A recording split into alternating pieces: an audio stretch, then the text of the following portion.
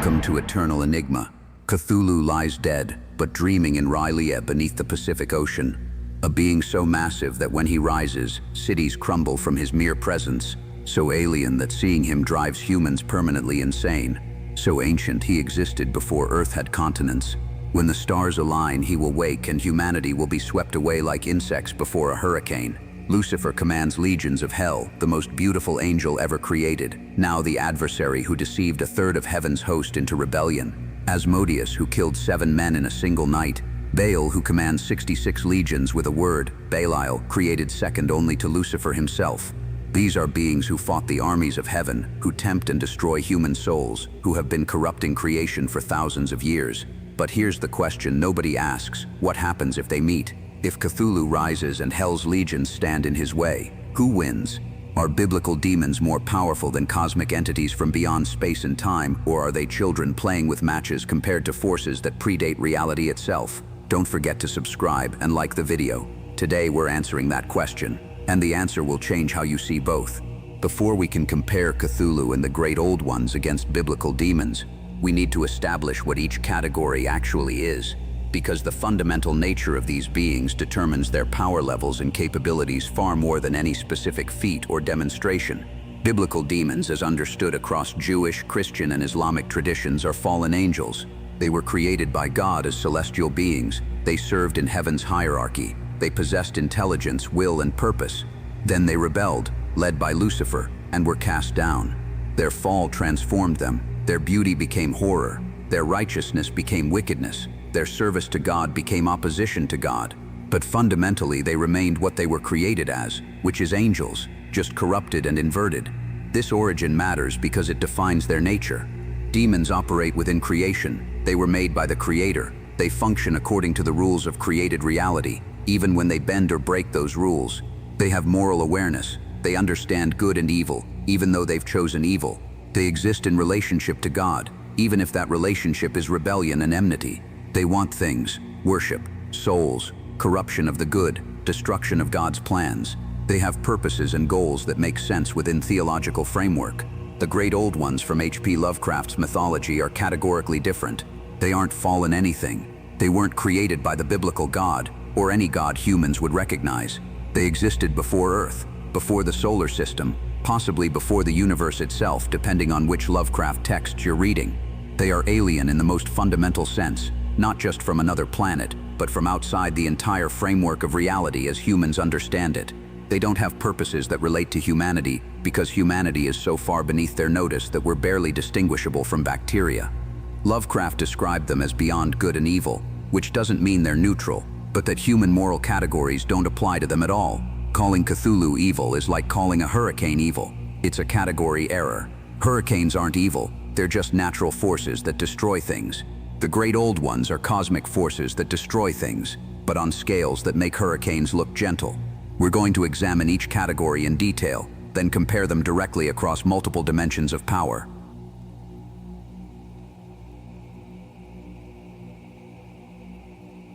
Lovecraft's Cthulhu mythos describes multiple categories of cosmic entities, but the great old ones are the most relevant for our comparison.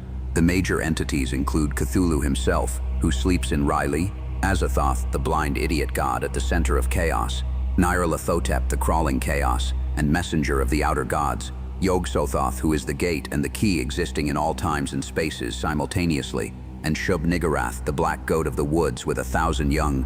Cthulhu is described in the Call of Cthulhu as vaguely anthropoid in outline, but with an octopus-like head, whose face was a mass of feelers, a scaly, rubbery-looking body, prodigious claws on hind and 4 feet, and long, narrow wings behind. His size varies by account, but he's consistently described as mountain-sized, hundreds of feet tall at minimum.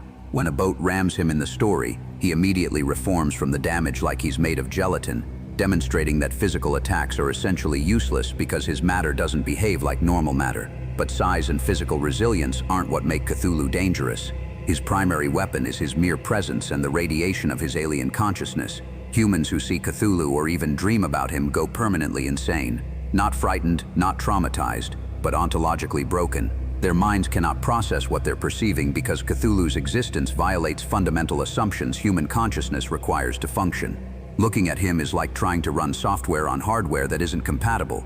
The system crashes. Azathoth is even more terrifying conceptually, described as the blind idiot god, the nuclear chaos, the daemon sultan who bubbles and blasphemes at the center of infinity. Azathoth isn't just powerful, he's the source of reality itself in Lovecraft's cosmology.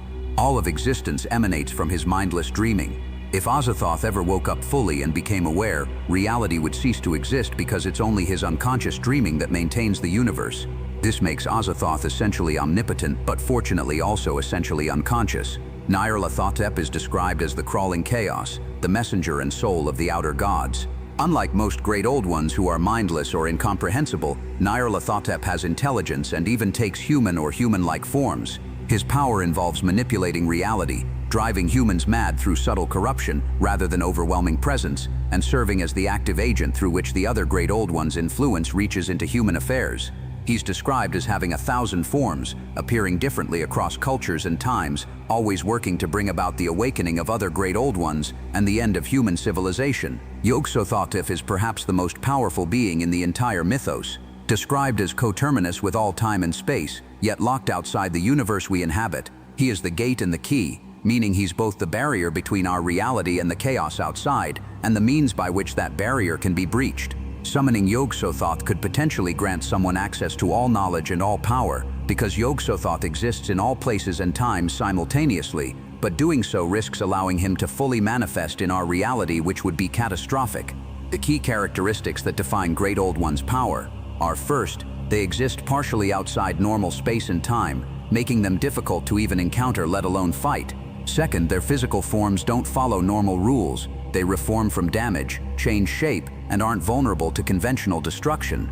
Third, their consciousness is so alien that mental contact with them destroys human minds instantly. Fourth, they've existed for billions of years and will continue existing long after Earth is gone. Fifth, they have no weaknesses to holy symbols, divine names, or spiritual weapons because they exist outside the theological framework those things operate within.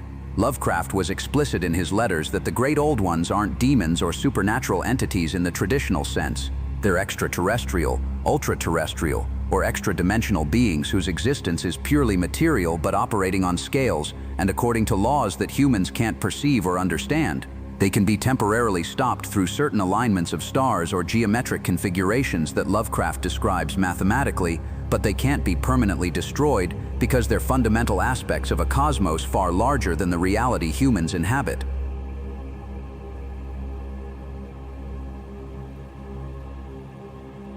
Biblical demons across Jewish, Christian, and Islamic traditions share common characteristics that define their nature and therefore their power levels. The primary demons we'll focus on for this comparison are Lucifer, also called Satan, who is the supreme adversary; Asmodeus, the king of demons governing lust and destruction; Baal, who is the first king of hell commanding 66 legions; Baal, who is the prince of demons associated with lawlessness; Beelzebub, who is the lord of flies and prince of demons in some traditions; and Leviathan, who is the great serpent of chaos in biblical cosmology. Lucifer's power derives from his original status as the highest angel. Ezekiel chapter 28 describes him as the signet of perfection, full of wisdom and perfect in beauty, the anointed guardian cherub who walked on the holy mountain of God. When he fell, he retained much of his original power and knowledge, just corrupted and turned toward evil purposes. His abilities include deceiving a third of angels into joining his rebellion, which demonstrates immense charisma and persuasive power, tempting humans with extraordinary effectiveness as seen in Eden and Job, transforming appearance to appear as an angel of light, according to 2 Corinthians chapter 11, accessing heaven itself, as seen in Job where he appears before God's throne, and commanding all demons as supreme ruler of hell. Asmodeus, as we covered in a previous video, has a 3,000-year track record of harm. He killed 7 men in the book of Tobit. He bound King Solomon temporarily according to Talmudic tradition. He commands 72 legions according to the Ars Goetia, and he specializes in corrupting desire and destroying marriages. His power is particularly insidious because it works through existing human drives rather than external force, making it difficult to recognize and resist. Baal appears as the first spirit in the Ars Goetia, taking the form of a cat, toad, man, or combination of all three. He commands 66 legions and grants invisibility and wisdom. His name derives from the Canaanite god Baal,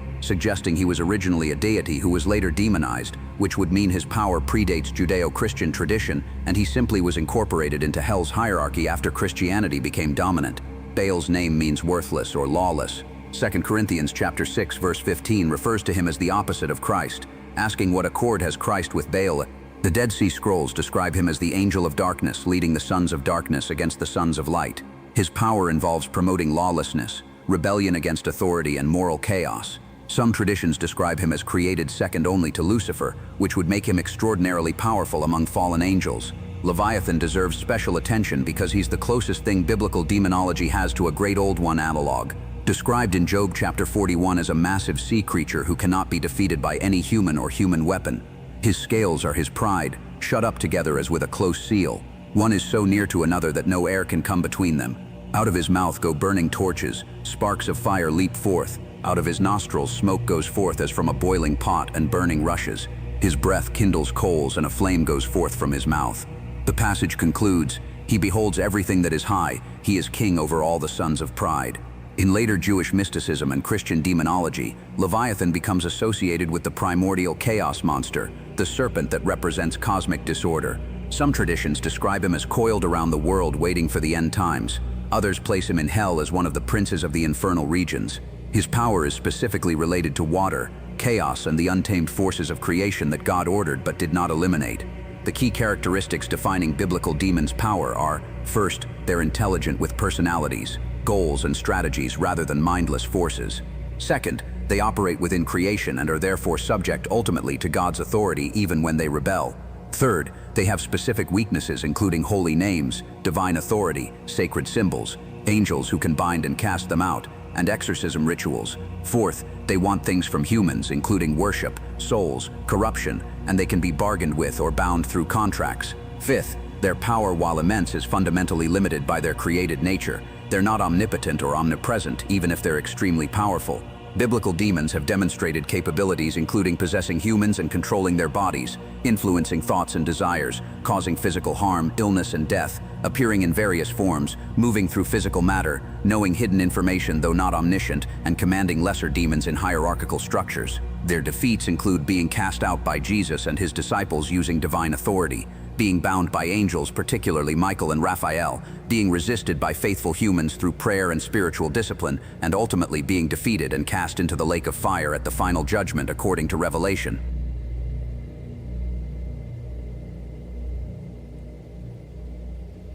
If we compare purely physical power and capacity for destruction, the great old ones vastly exceed biblical demons. Cthulhu's size alone puts him beyond anything demons have demonstrated. He's described as mountain-sized, while the largest biblical demon, Leviathan, is described in terms that suggest something more like a massive sea creature, rather than a geological formation. When Cthulhu moves, cities collapse from the sheer scale of his physical presence. No demon has demonstrated that level of casual destructive capacity. Azathoth's power is cosmic in scale. If the theory that he's the dreaming source of all reality is accurate, then he's effectively omnipotent within the universe he's dreaming. No biblical demon approaches omnipotence. Even Lucifer at his peak was still a created being with limitations. The only truly omnipotent entity in biblical theology is God himself, and Azathoth functions as a dark parody of that creative omnipotence. Yog-Sothoth existing in all times and places simultaneously gives him a type of omnipresence that demons don't have. Demons are powerful but localized. They can move quickly. They might have some ability to be in multiple places through possessing multiple people, but they're not coterminous with all space and time. Yog-Sothoth fundamentally is that coterminous existence. In terms of raw destructive potential, consider what happens when each category's entities act. When Cthulhu briefly awakens in Lovecraft's story, his emergence from the ocean creates storms, earthquakes, and worldwide madness in sensitive individuals, and this is from a partial awakening that lasts only moments before the stars move out of alignment and he's forced back into sleep. When demons act, even powerful ones like those causing the possessions at Loudun or Louviers, the destruction is terrible but localized. Buildings aren't leveled by their mere presence. Cities don't crumble. The great old ones could potentially destroy Earth as a planet. Lovecraft's stories describe them as having destroyed countless civilizations across cosmic history. They don't just kill people, They render entire worlds uninhabitable or drive all life insane. Biblical demons are dangerous to souls and to human civilization, but they haven't demonstrated capacity or intention to literally destroy the physical planet. Their goals involve corrupting humans, not obliterating the earth. However, raw physical power isn't the only relevant dimension. Biblical demons have demonstrated strategic intelligence that the great old ones generally lack. Lucifer's rebellion was coordinated and nearly succeeded in some interpretations. His ongoing campaign against humanity involves complex long-term planning. Asmodeus patiently killed 7 husbands over years rather than just destroying everything at once. Demons think, plan, manipulate, and operate with purpose. Most great old ones are described as mindless or incomprehensible in their intelligence. Azathoth is the blind idiot god, not because he's stupid, but because his consciousness operates on such alien wavelengths that describing it as intelligence doesn't capture what it is. Cthulhu communicates through dreams, but there's no indication he strategizes or plans in ways humans would recognize. He simply exists, and his existence is destructive to human reality. Nyarlathotep is the exception, demonstrating genuine strategic intelligence and even enjoying the corruption of humanity rather than being indifferent to it. But Nyarlathotep is explicitly unusual among the outer gods for having recognizable personality and goals. If we're comparing typical representatives of each category, demons are intelligent and strategic, while great old ones are forces of nature with consciousness but not necessarily recognizable personality. This creates an interesting dynamic. In a direct physical confrontation, Cthulhu would probably annihilate any demon simply through overwhelming size and alien physical properties. But in a long-term conflict where strategy, manipulation, and working within the constraints of reality matter, demons have advantages. They understand conflict in ways the great old ones don't, because the great old ones don't really acknowledge that anything opposes them at any meaningful level.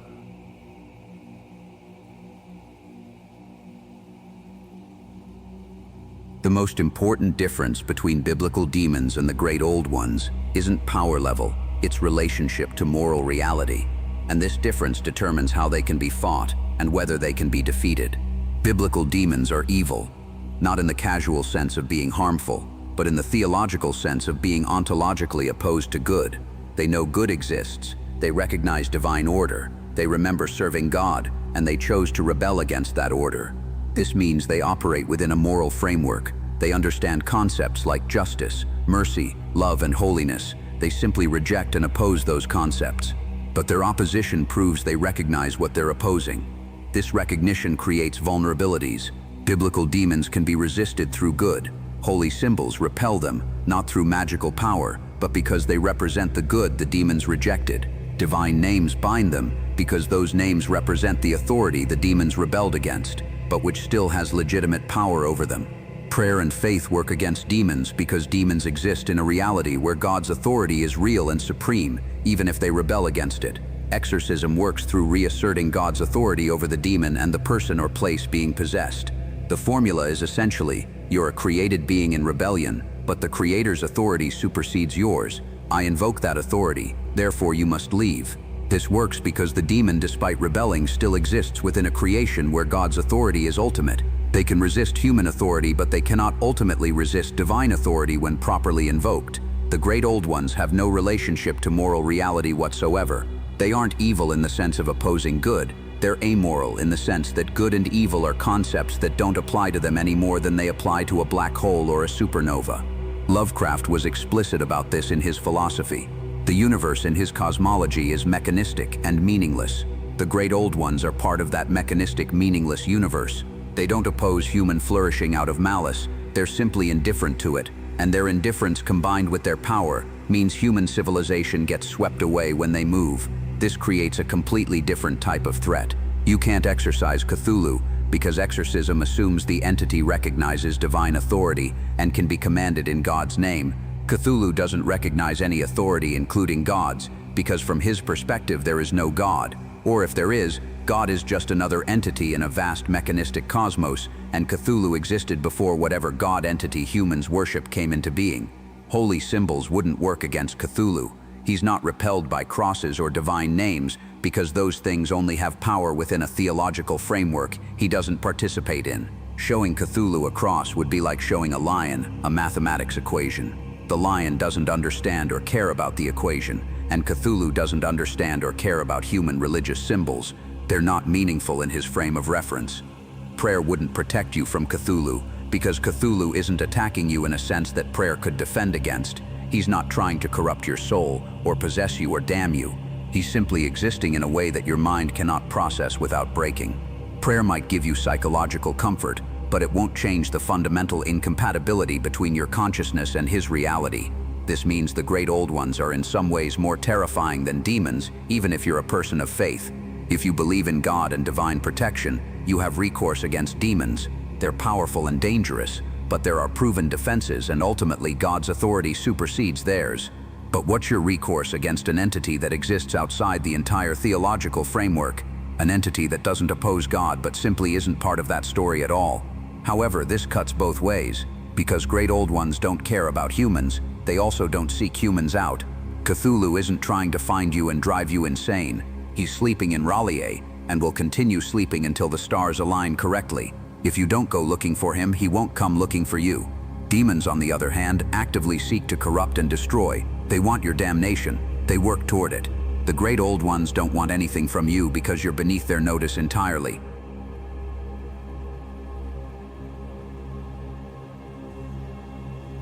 So who would win in a direct confrontation between Cthulhu and the demons of hell? The answer depends entirely on the terms of engagement and what victory means. Scenario 1. Direct physical combat between Cthulhu and the most powerful demons. In this scenario, Cthulhu wins overwhelmingly. His size alone makes him nearly impossible for demons to harm. His alien matter that reforms from damage would make conventional demonic attacks useless. His presence would likely drive lesser demons insane, just like it does humans, because the incomprehensibility of his existence doesn't only affect human minds, it affects any mind structured to understand reality in the way created beings understand it. Lucifer might survive encountering Cthulhu without losing his sanity, because his intelligence is greater than human and his experience is vast. But surviving the encounter isn't the same as winning the fight. Demons would throw everything they have at Cthulhu. Possessions wouldn't work because you can't possess something that doesn't have a soul in the sense demons interact with. Temptation wouldn't work because Cthulhu doesn't have desires demons could exploit. Physical attacks from demon armies would be like ants attacking a mountain. They could inconvenience him, they couldn't stop him, and if Cthulhu simply radiated his alien consciousness in the demon's direction, they would face the same ontological crisis humans face, trying to process something their minds aren't structured to handle. The only demon who might have a chance is Leviathan, if we interpret him as the primordial chaos monster from before God ordered creation. If Leviathan represents the raw chaos that predated creation, then he might operate on similar metaphysical principles as the great old ones. The battle between Leviathan and Cthulhu would be chaos monster versus chaos monster, and the outcome would depend on which chaos is more fundamental. But this requires interpreting Leviathan in ways that go beyond most traditional biblical scholarship. Scenario 2. Long-term strategic conflict where demons can plan and operate over time. In this scenario, demons have advantages. They're intelligent, they understand how to work within systems, they know how to corrupt and manipulate. If demons couldn't destroy Cthulhu directly, they might work to prevent his awakening. They could kill his cultists. They could prevent the star alignments needed for his awakening through manipulating human astronomy and timekeeping. They could use their knowledge of binding and sealing to reinforce whatever cosmic locks keep him sleeping. Demons have millennia of experience fighting against forces more powerful than themselves, specifically fighting against God and his angels. They've developed strategies for rebellion against omnipotence. Those strategies might translate to opposing the great old ones. Additionally, demons want human civilization to continue existing because they want human souls to corrupt. If Cthulhu rising means humanity gets obliterated, demons have motivation to stop him that they wouldn't have against most threats. Nyarlathotep versus Lucifer would be the most interesting matchup because both are intelligent, strategic, and comfortable working through manipulation rather than direct force. Both take multiple forms, both corrupt through subtle influence, both have vast knowledge. This fight would be chess played across centuries with human civilization as the board. The outcome would depend on whose manipulation is more effective, and honestly, that could go either way. Nyarlathotep has alien knowledge and existence outside time. Lucifer has perfect understanding of human psychology and theology. It's genius versus genius, and either could win depending on the specific scenario. Scenario 3, theological reality determines the conflict. In this scenario, the answer depends on which cosmology is actually true. If the biblical worldview is accurate, and God is real and omnipotent, and the demons are real fallen angels, then Cthulhu isn't real in the same way. He might exist as a powerful extra-dimensional entity, but he's still part of God's creation, which means he's subject ultimately to God's authority. In this framework, demons might actually be more dangerous than Cthulhu because demons are spiritual threats to eternal souls, while Cthulhu is merely a physical threat to temporary mortal life. From this perspective, God could simply speak Cthulhu out of existence or bind him permanently. If demons tried to stop Cthulhu and failed, God could intervene. The great old ones would be powerful, but not ultimate. They might be the most powerful created things short of angels, but they're still created and therefore limited. Alternatively, if Lovecraft's cosmology is accurate, and the universe is mechanistic and meaningless, and the great old ones are fundamental forces of a chaotic cosmos, then demons aren't real in the way theology describes. They might be aliens that humans misinterpreted as fallen angels, or they might not exist at all. In this framework, Cthulhu is far more dangerous because he represents actual reality, while demons represent human superstition. The most interesting possibility is that both are real and both cosmologies are partially true. The biblical God exists and created the universe we inhabit. But beyond that universe are the outer voids where the great old ones exist, regions that God hasn't ordered or hasn't chosen to order. The demons are fallen angels operating within creation. The great old ones are things from outside creation pressing against its boundaries.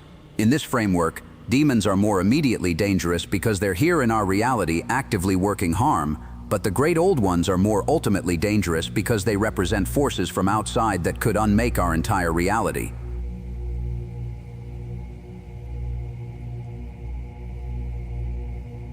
We've explored the question of who would win between Cthulhu and the demons of biblical tradition. And the answer is, it depends entirely on the nature of the conflict and which cosmology is true. In direct physical confrontation, Cthulhu and the great old ones win overwhelmingly. Their size, their alien nature, their indifference to damage, and their ability to drive any perceiving consciousness insane make them functionally unstoppable by entities operating on demonic power scales. Lucifer himself would be annihilated if Cthulhu simply stepped on him. And what could Hell's legions do against a being who reforms from any damage and radiates sanity-destroying consciousness? In strategic long-term conflict, demons have advantages. They're intelligent, experienced in fighting superior forces, and motivated to preserve human civilization for their own purposes. They could potentially prevent Cthulhu's awakening, or bind him using methods similar to how they themselves are bound.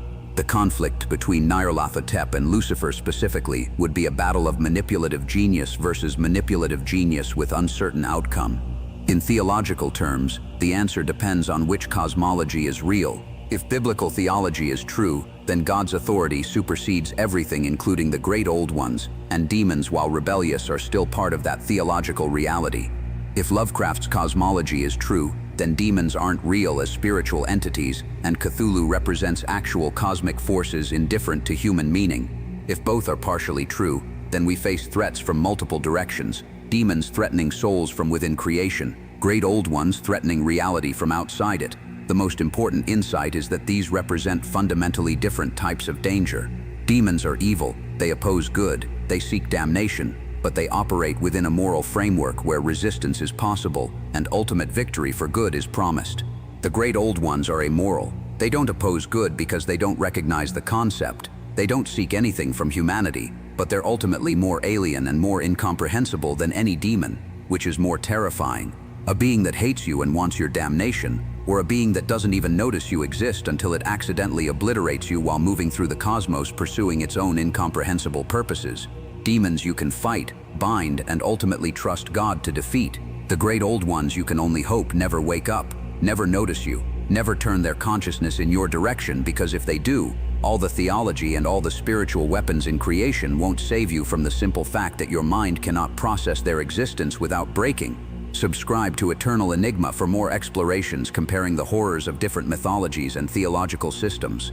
Until next time, remember, the demons want your soul. The great old ones don't want anything, and somehow that second truth is far more terrifying than the first.